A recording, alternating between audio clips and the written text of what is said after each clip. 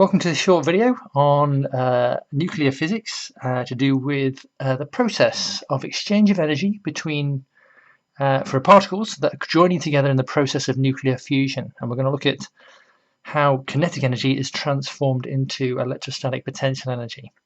So this is a short video directly relating to a course which is to do with the Access to Science course based in physics, looking at the unit of nuclear physics.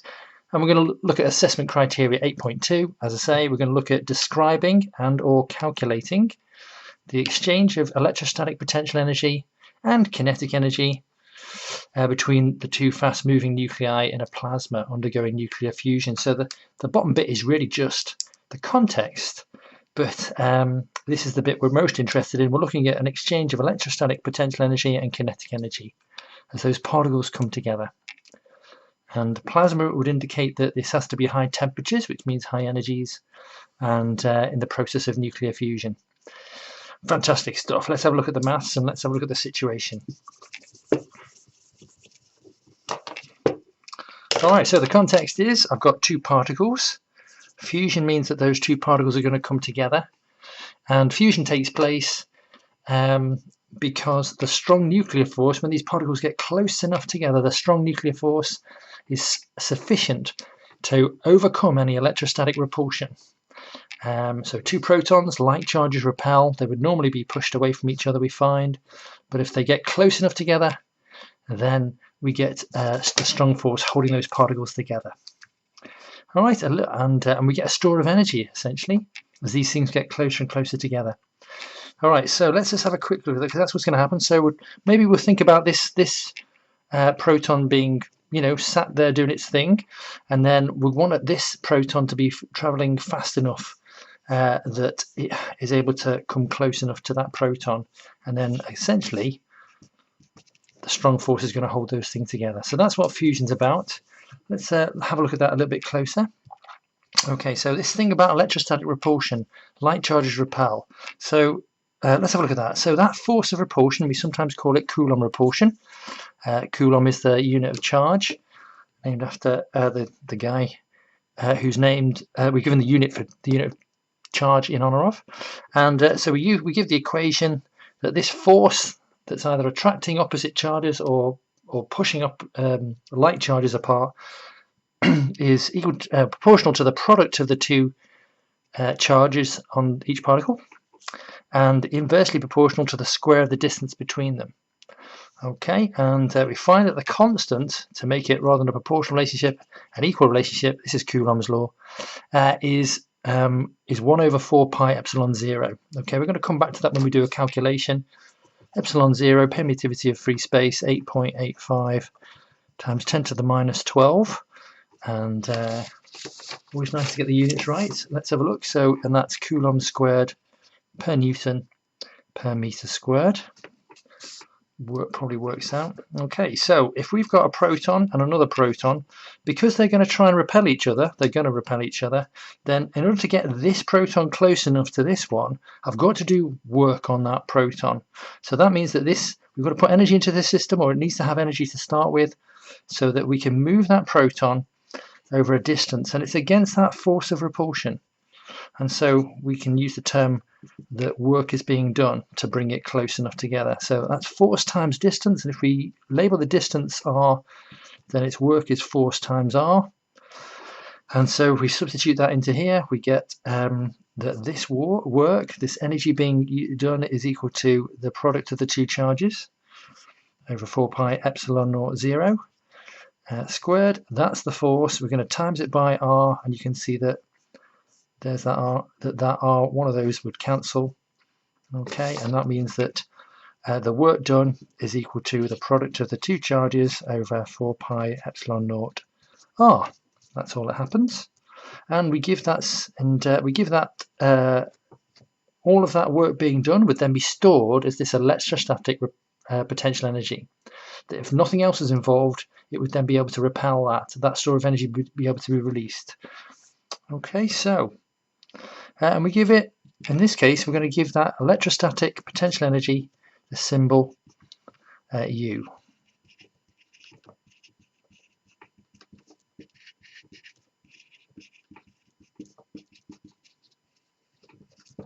All right, so we've got to put energy in to create that store as they come closer together. And let's have a look at that. One thing I could just add, sometimes this 1 over 4 pi epsilon 0, that value is just given the symbol k. It's a constant of proportionality, but we can work it out. If we know that epsilon naught is 8.85 times 10 to the minus 12, and that's just 4 times pi, then we can work out what the value of k might be.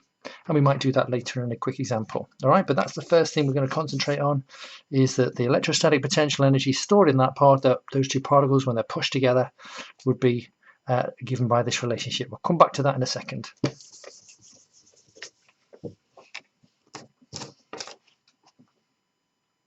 Okay, so to get these particles close enough together, what that actually means is that we need to give at least one, but probably both of them, a certain amount of energy. So to do work, to put it in, then this thing needs to be traveling fast. It's going to be traveling at a velocity, and so therefore it has a kinetic energy. Okay, and as you might imagine, is that as that proton gets closer and closer, then we're going to increase our, in this case, electrostatic potential energy. It's going to go up, and but because there's a repulsive force, of course, that means that the speed of this particle is going to slow down, give it a braking effect essentially, and therefore we'll have a loss in velocity, a decrease in velocity, which means we have a decrease in kinetic energy. And so kinetic energy is now being transformed, as we might say, into electrostatic potential energy. So that's the process of what's going on, and there's an exchange. Okay, so let's have a look at maybe what's happening there. And essentially in the process of fusion, well, let's have a look at that just to start with. And so we'd have a loss in kinetic energy as these things are brought together, and that would equal our gain in electrostatic potential energy.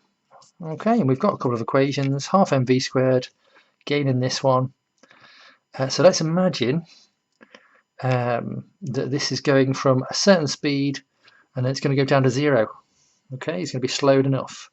The gain in this one is, if you remember, is 4 pi epsilon 0, and you may remember we can just get rid of that. We'll just put a constant in there, and we need to divide it by r. So the point is, if we know the charge on the two protons, and we know the charge on a proton, so that's okay. This is just a constant, yeah. We know the mass of a proton. Well, we don't know how fast it needs to travel to get close enough to that second proton. Well, that's not the R, that's not the same R, so is it?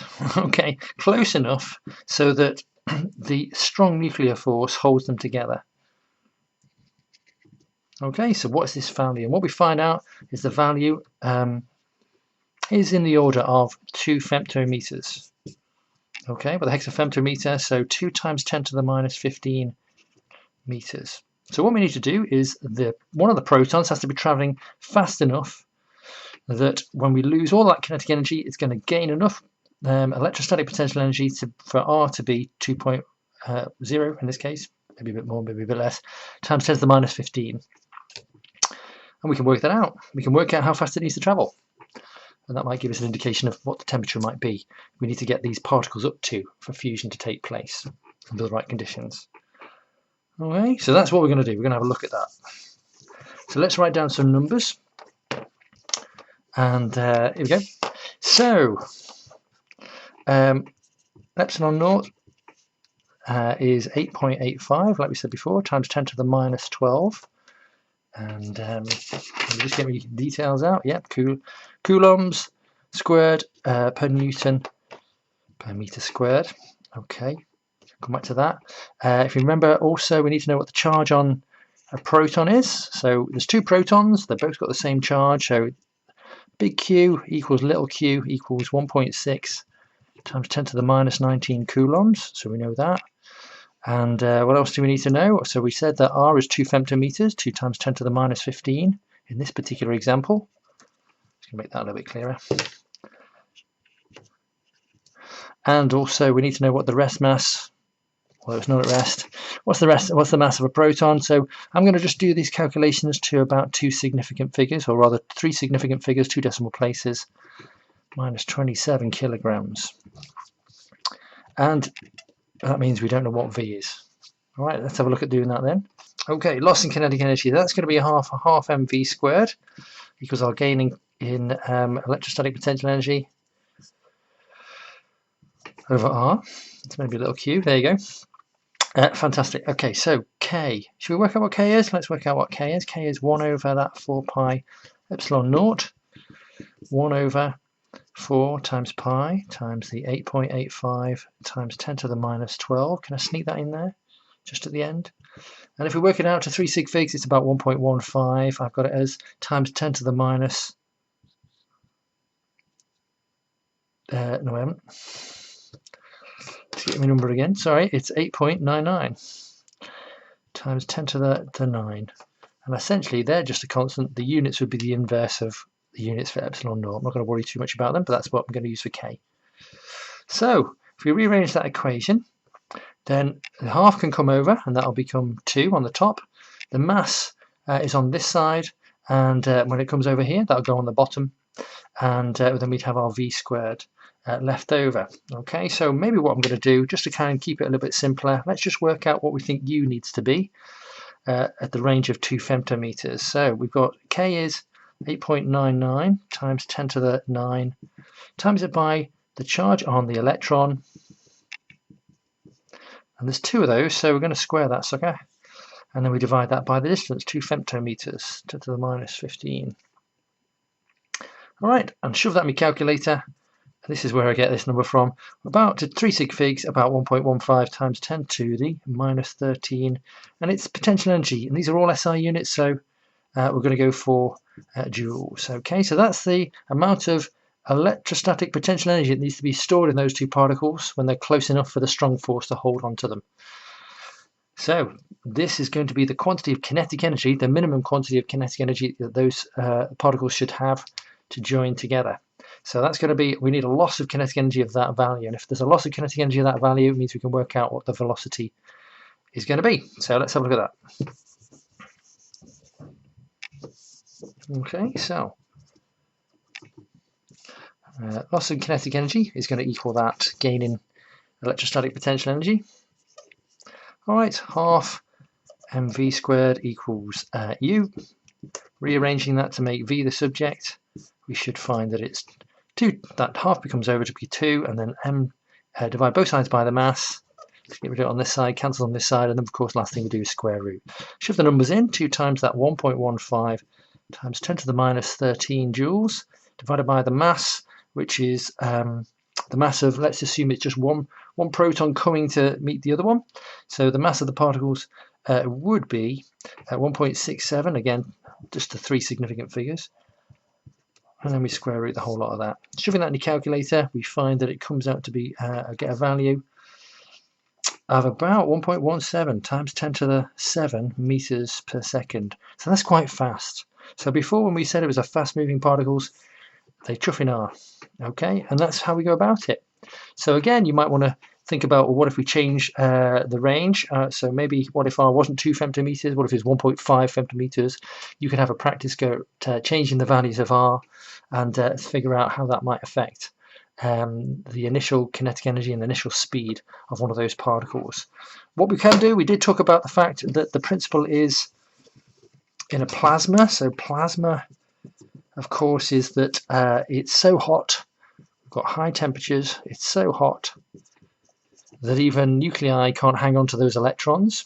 Okay, so we may be aware that on a particle level, the mean translational kinetic energy is equal to 3 over 2 times K. Now this K is not the other K, this K is Boltzmann's constant, and times the temperature in Kelvin.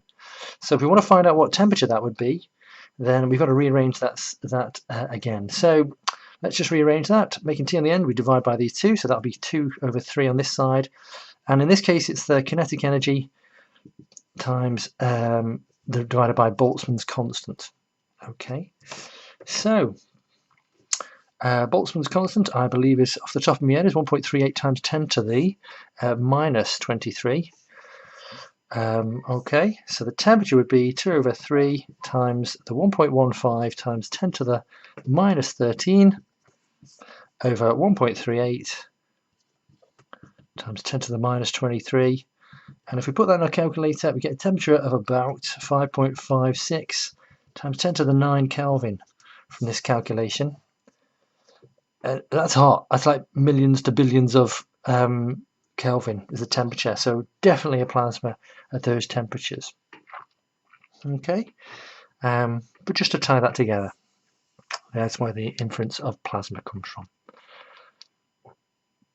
Thanks very much for listening.